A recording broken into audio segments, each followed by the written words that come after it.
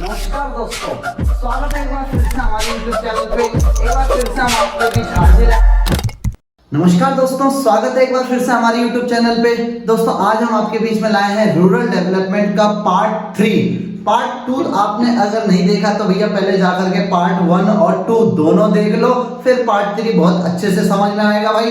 तो चलते हैं आज के टॉपिक पे। आज का टॉपिक है हमारा non farm area of employment. Non farm area of employment का मतलब है भैया कि अभी तक हमने जो चीजें पढ़ी वो एग्रीकल्चर सेक्टर से रिलेटेड चीजें पढ़ी थी, बट एग्रीकल्चर से अलग हम जो गांव देहातों में क्या करते हैं, खेती बाड़ी का काम करते हैं। उस खेती बाड़ी से अलग भी हम कुछ एक्टिविटीज परफॉर्म करते हैं जिन्हें हम कहते हैं non farm areas of employment या नॉन फार्म एक्टिविटीज। क्लियर? तो भाई सीधा पढ़ते हैं। सबसे पहला है हमारा इसमें एनिमल हस्बेंड्री। इसे हम कहते हैं हिंदी में पशुपालन। देखो जी, पशुओं को पाला जाता है गांव देहातों में। आपने देखा होगा भाई कि खेती बाड़ी के साथ साथ हम क्या करते हैं, डिफरेंट टाइप्स ऑफ कैटल्स को भी पालते हैं। ठीक है भाई, जिसमें आपके होता क्या है जी, अब तो हम बड़े लेवल पे करते हैं जी एग्रीकल्चर फार्मिंग से अलग नॉन एग्रीकल्चर फार्मिंग को। बट पहले क्या होता था कि हम खेती बाड़ी कर रहे हैं तो हमने 2-4 बकरियां पाल ली, हमने एक भैंस पाल ली, एक गाय पाल ली। बट आज के टाइम पे ये एक बड़े लेवल पे पहुंच चुका है। अब हम स्पेशल एनिमल हस्बेंड्री की ओर फोकस कर रहे हैं अलग से। तो देखो, animal husbandry is that branch of agriculture which is concern with the breeding. देखो जी, ब्रीडिंग का मतलब होता है कि पहले हम पशु पालते थे, हम उसमें इतना ज्यादा क्वालिटी को नहीं देखते थे, बट आज हम क्वालिटी मेन रखते हैं अपनी, कि जो जानवरों की नस्ल होती है, यहाँ पे ब्रीड होती है, उनकी ब्रीडिंग अच्छी हो।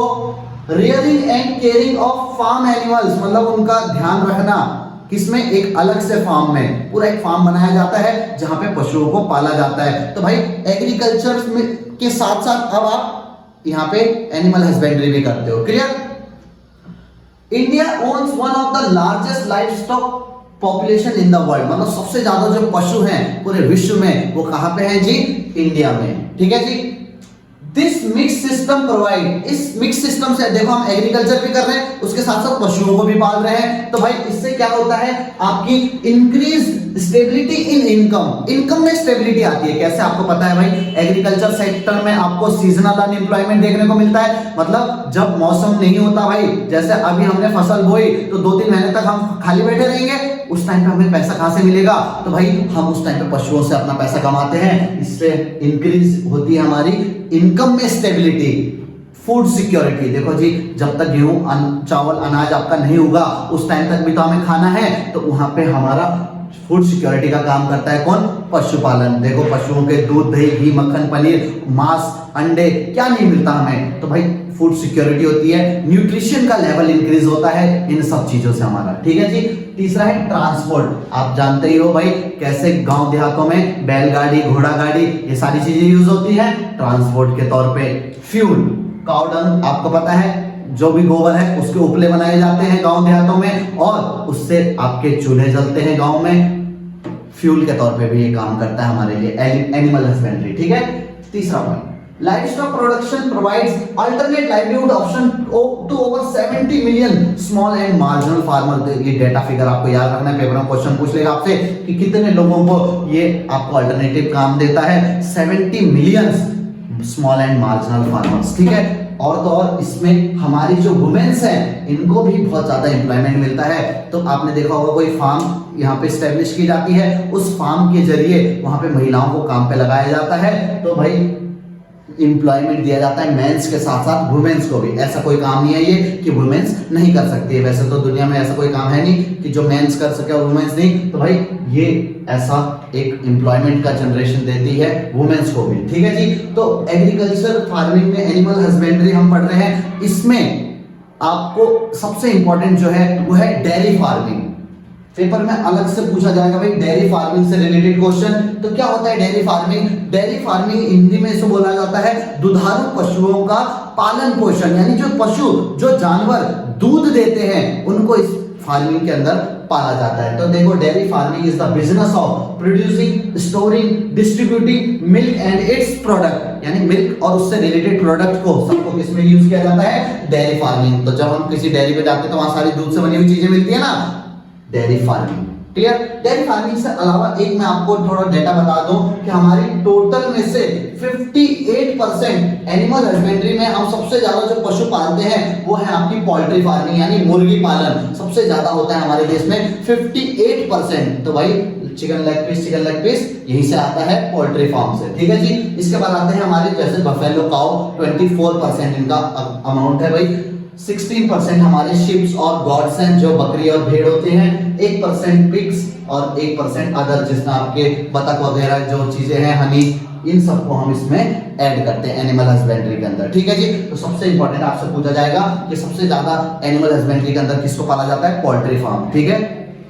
आगे बढ़े डेयरी फार्मिंग में कि पशुओं को दूध के लिए पाला जा रहा है। तो देखो due to the successful implementation of operation flood, भाई जब मेरे को ना ऑपरेशन फ्लड मैंने पढ़ा नहीं था तो एक बार क्वेश्चन आ गया था मेरे पास ऑपरेशन फ्लड मेरे को लगा यार बाढ़ आई होगी कहीं पे तो पानी से रिलेटेड है। पेपर में क्वेश्चन आएगा ऑपरेशन फ्लड किससे रिलेटेड है? पानी से रिलेटेड है, ऑयल से रिलेटेड है, दूध से रिलेटेड है। तो मुझे उस टाइम पे लगा था यार फ्लड आई है पानी से रिलेटेड होगा, बट ऑपरेशन फ्लड आया था बच्चों किससे रिलेटेड? दूध की बाढ़ ले आए भाई हम अपने देश में।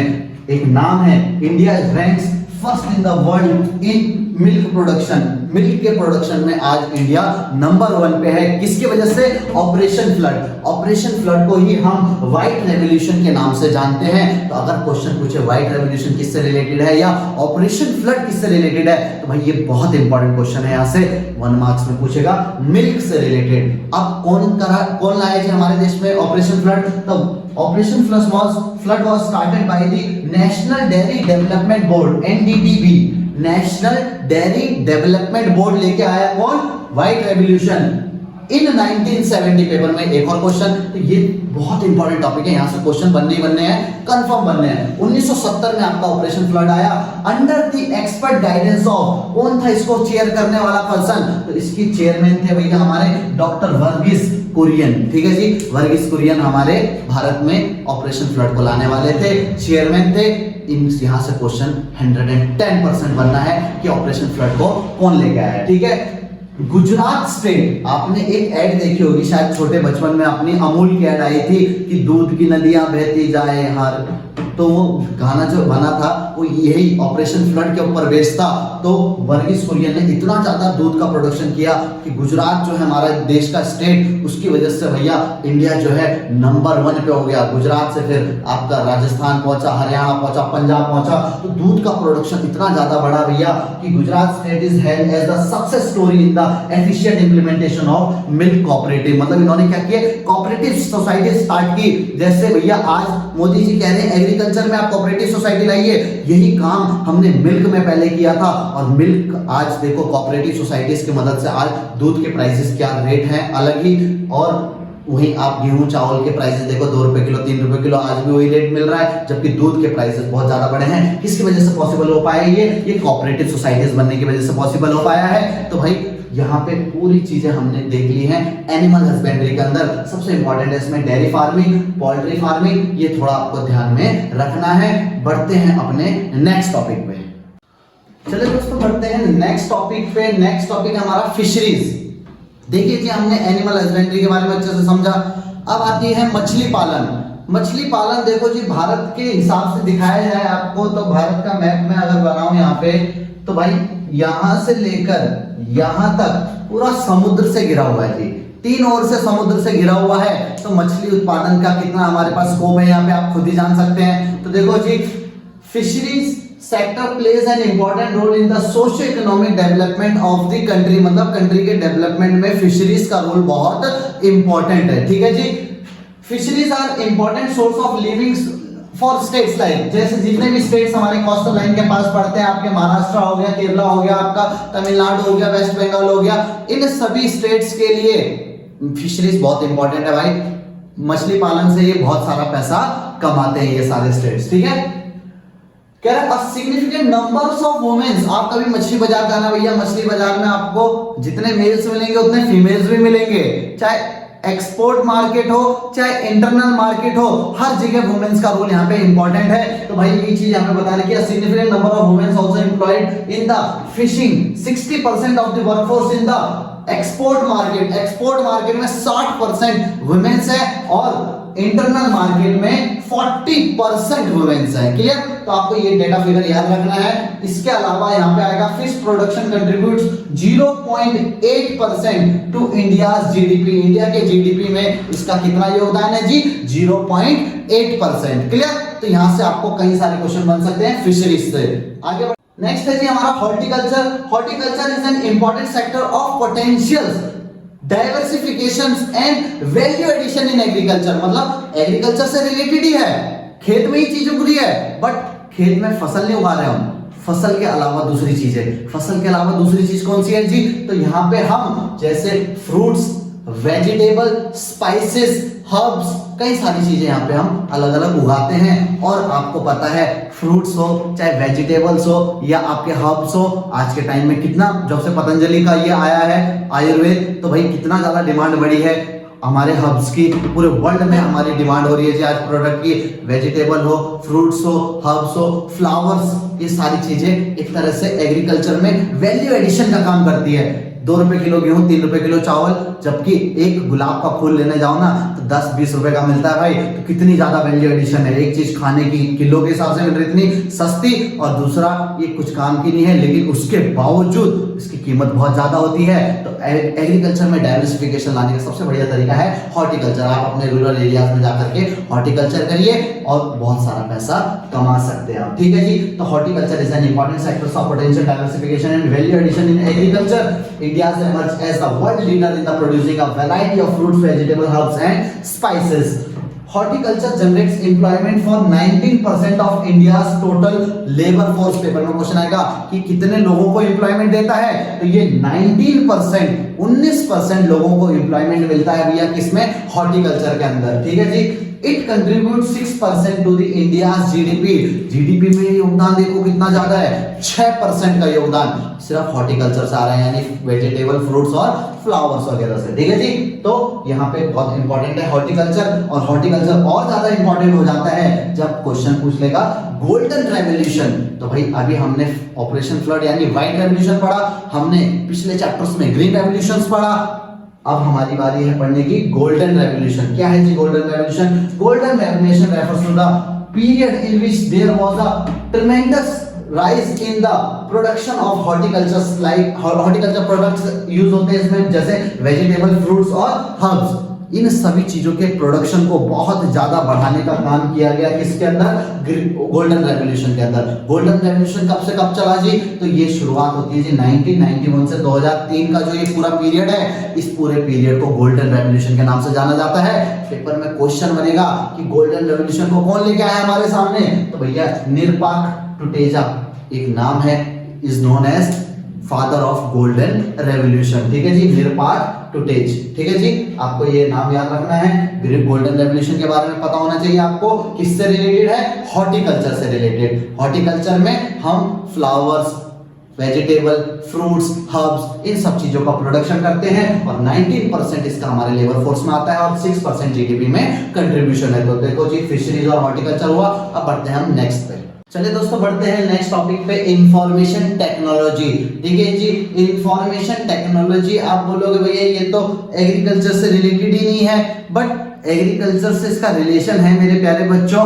एग्रीकल्चर से अलग कुछ ऐसी एक्टिविटीज आज के टाइम पे की जा रही हैं जिन्हें हम इंफॉर्मेशन टेक्नोलॉजी में ऐड करते हैं। आईटी सेक्टर की सर्विसेज हम इसे बोलते हैं। तो देखो क्या होता है, information technology refers to the branch of engineering that deals with the use of computer and telecommunication retrieves, stores and transmit information। यानी कि डेटास को कलेक्ट करना, इंफॉर्मेशन को कलेक्ट करना और उस इंफॉर्मेशन को उन लोगों तक पहुंचाना जो जरूरतमंद लोग हैं हमारे पास। ध्यान से समझना भाई, आप अगर देखो एग्रीकल्चर सेक्टर में हमारे किसान को ना तो उसको ये पता है कि उसको कौन सी फसल अपने खेत में उगानी चाहिए, किस मौसम के हिसाब से कौन सी फसल होनी चाहिए, उसमें किस किस तरह की चीजों का उसमें इस्तेमाल करना चाहिए। ये सारी चीजें एक इंफॉर्मेशन की कमी होने की वजह से हमारे फार्मर्स अपना नुकसान करवाते हैं हर साल।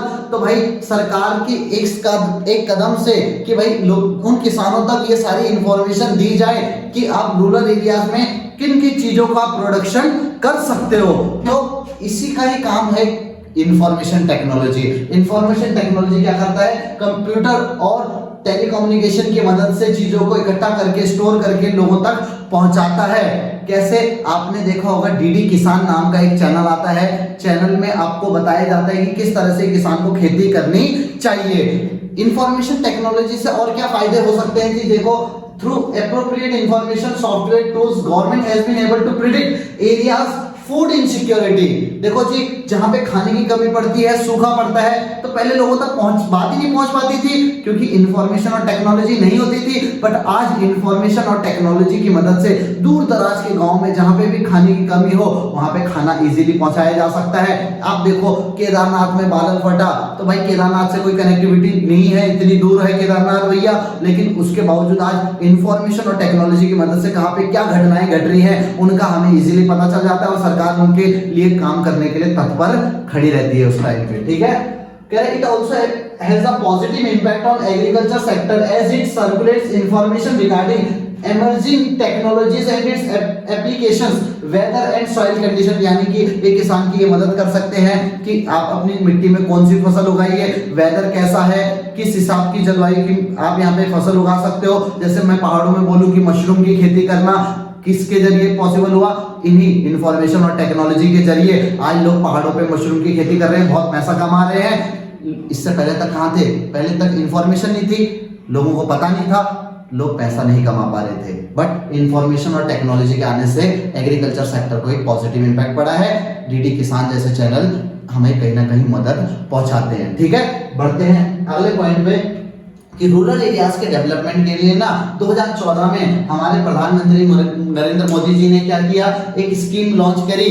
इस स्कीम में उन्होंने कहा था government of India introduce new scheme called सांसद आदर्श ग्राम योजना। सांसद आदर्श ग्राम योजना में क्या करा कि भाई मोदी जी ने बोला कि हर सांसद अपने लिए एक ग्राम को चुनेगा, एक गांव को चुनेगा और उसको डेवलप करेगा। तो उसके डेवलपमेंट के लिए भैया under this scheme members of India parliament need to identify and develop one village. एक विलेज को आपको आइडेंटिफाई करना है और उसको डेवलप करना है। तो भाई 2016 तक का डेटा रखा था उन्होंने कि 2016 तक एक विलेज करेंगे, 2019 तक 2 विलेज कर देने आपको। तो भाई ये स्कीम लाए तो थे, बट अब पता नहीं क्या किया क्या नहीं किया। ये तो रूरल एरिया में जाके ही पता चलेगा कि किसके रूरल एरियाज के सांसद ने उस एरिया को डेवलप किया है या नहीं किया। ठीक है जी, तो इंफॉर्मेशन और टेक्नोलॉजी बहुत इंपॉर्टेंट टॉपिक है, यहां से क्वेश्चन बन सकता है। बढ़ते हैं इस वीडियो के लास्ट पार्ट पे। चलिए दोस्तों, बढ़ते हैं वीडियो के लास्ट पार्ट पे, sustainable development and organic farming यानी जैविक कृषि। देखो जी, सस्टेनेबल डेवलपमेंट क्या होता है? आप छोटी क्लासेस से पढ़ते आ रहे हो, सतत विकास, एक ऐसा डेवलपमेंट जो निरंतर होता रहे। बट आज के लोगों की ग्रिड के हिसाब से बच्चों ये डेवलपमेंट सस्टेन नहीं हो पा रहा। सस्टेनेबल डेवलपमेंट की जो परिभाषा है वो धीरे धीरे खत्म होती जा रही है। लोग आज के टाइम पे कुछ लालच के लिए अपने सारे रिसोर्सेज को डिप्लॉयड कर रहे हैं, अपने संसाधनों का नुकसान करते जा रहे हैं, जो एक समय के बाद क्या हो जाएंगे जी? खत्म हो जाएंगे। हम इसको एग्रीकल्चर में देखें तो एग्रीकल्चर में देखो, हम ग्रीन रेवोल्यूशन लाए, बहुत अच्छी चीज थी। बट ग्रीन रेवोल्यूशन उस समय तक ठीक था जब तक हमारे देश में फूड क्राइसिस थे। बट आज के समय में हमें उस ग्रीन रेवोल्यूशन वाले फूड की जरूरत नहीं है। आज हमारा देश सेल्फ सफिशिएंट बन चुका है। आज हमें शिफ्ट होना चाहिए ऑर्गेनिक फार्मिंग में। देखो जी, ग्रीन रेवोल्यूशन में हमने क्या किया? HYV सीड्स का यूज किया, केमिकल फर्टिलाइजर्स का यूज किया, पेस्टिसाइड्स, इंसेक्टिसाइड्स का यूज करके हमने प्रोडक्शन को कई गुना बढ़ा तो दिया। बट ये सारा का सारा प्रोडक्शन जो होता है ये इसमें कहीं ना कहीं केमिकल होता है और वो हमारी लाइफ के लिए सही नहीं होता। तो भाई ऑर्गेनिक फार्मिंग में हम यही चीज पढ़ते हैं कि organic farming is the form of agriculture that relies on technique such as crop rotation, green manures, compost and biological pest control. देखो जी, जो अभी तक आप बीजों का इस्तेमाल कर रहे हो वो पुराने वाले बीजों का ही यूज कर सकते हो जो पहले यूज में लाए जाते थे। आज हम प्रोडक्टिविटी को अपनी बढ़ा सकते हैं ग्रीन मैन्योर्स की मदद से, मतलब जैविक खाद के तौर पे हम इसका इस्तेमाल करें। कि केमिकल फर्टिलाइजर्स आखिरकार कहाँ जाएगा भाई? हमारे शरीर के अंदर ही तो जाएगा। एक से एक नई नई जो बीमारियां हमारे शरीर में आ रही है वो कहाँ से आ रही है? ये सारा केमिकल खा के ही हो रहा वो सब। ठीक है जी, आप बायोलॉजिकल पेस्ट होते हैं भाई, केमिकल फर्टिलाइजर्स के बाद आप डालते हो उसमें क्या? कीड़े मारने की दवाई, पेस्ट डालते हो तो भैया इन पेस्ट में भी कहीं ना कहीं जहरीली चीजें होती हैं जो हमारे शरीर को नुकसान पहुंचाती है। तो जैसे पहले के टाइम पे जैसे नीम का यूज करते थे पेस्ट बनाने में, वो आप यूज कर सकते हो, जिससे कीड़े मकोड़े भाग जाते हैं, मर जाते हैं। बट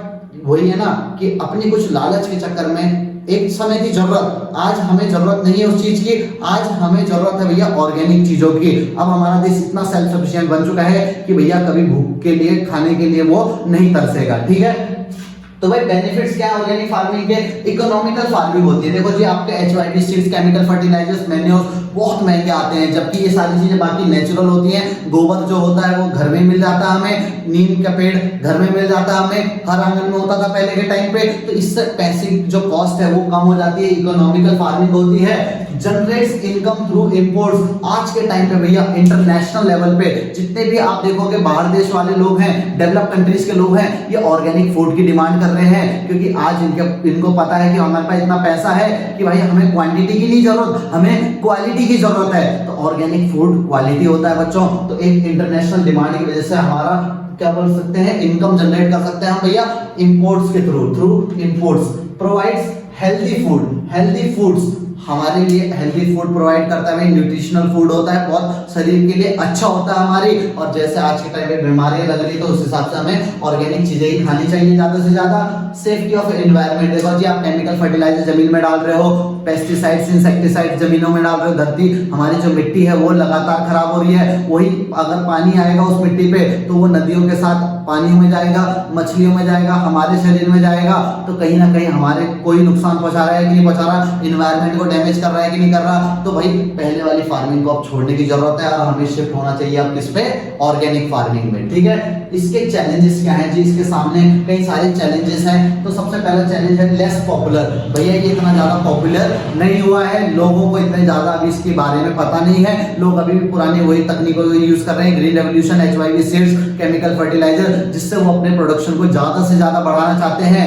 पॉपुलर नहीं हो पाया है ऑर्गेनिक फार्मिंग को, हमें पॉपुलर करने की जरूरत है। हम पढ़ेंगे लिखेंगे, हम समझदार बनेंगे, तभी हम आगे लोगों को बता सकेंगे। तो भाई ऑर्गेनिक फार्मिंग देश के लिए, इन्वायरमेंट के लिए, सभी जगह इंपॉर्टेंट है। ठीक है जी, तो लेस पॉपुलर, लो यील्ड। अब थोड़ी सी कमियां भी है भैया ऑर्गेनिक फार्मिंग में कि इसमें जो प्रोडक्शन है वो केमिकल फर्टिलाइजर्स का यूज नहीं कर रहे, आप पेस्टिसाइड्स का यूज नहीं कर रहे, HYV सीड्स का यूज नहीं कर रहे, तो उसमें प्रोडक्शन इतना ज्यादा नहीं निकलता जितना हमारा HYV सीड्स का के प्रोडक्शन में होता है। तो भाई एक कमी ये बोल सकते हैं आपकी लोअर यील्ड है इसकी, और शॉर्टर फूड लाइफ। मतलब अब जो ऑर्गेनिक चीजें होती है ना वो जल्दी खराब भी हो जाती है, क्योंकि पेस्टिसाइड्स इंसेक्टिसाइड्स वाली चीजों में तो आप ऐसी चीजें यूज करते हो, इंजेक्शन लगा देते हो, जिससे उसकी लाइफ टाइम बढ़ जाती है। बट इनकी लाइफ बहुत कम होती है, इनको जल्दी से जल्दी पेड़ से तोड़ करके, मतलब जितनी जल्दी आपकी प्लेट तक आ जाए चीजें तो वही बेस्ट रहता है, उसे ही हम ऑर्गेनिक खाना कहते हैं। तो भाई ये सारा है ऑर्गेनिक, और कुछ परसेंट चांस है कि ये शायद आपके सिलेबस में नहीं है,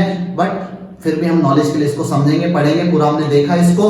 तो अब ये लास्ट टॉपिक था हमारा इस क्लास का। आज की क्लास हम यहीं तक रखते हैं भैया। नेक्स्ट क्लास जो होगी हमारी बहुत जल्दी आपके बीच में होगी, MCQs की, इस चैप्टर की। ठीक है जी, तो दोस्तों अपने दोस्तों तक इस वीडियो को लाइक, शेयर और सब्सक्राइब करवा दीजिए। बहुत बहुत धन्यवाद, मिलते हैं आपको नेक्स्ट वीडियो में, तब तक के लिए tata bye bye, see you.